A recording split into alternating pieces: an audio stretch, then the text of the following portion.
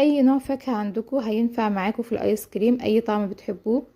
انا هنا قطعت الاناناس قطع صغيرة وهبتدي احطه في الفريزر لحد ما يتجمد معايا، انا عايزاه متفرز كويس قوي. وكمان الموز حطيته في الفريزر لحد ما اتجمد، بس هنا انا حطيته بالقشر بتاعه علشان ما يسودش معايا. هطلعه كده من الفريزر وهو متجمد هبتدي اقشره، هشيل القشرة كده من عليه.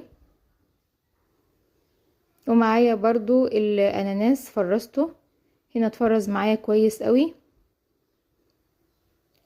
مش هسيبه يفك، هشتغل بيه وهو متفرز كده، لان ده سر تماسك الايس كريم معانا. وكمان الموز انا قشرته وابتدي اقطعه لقطع صغيرة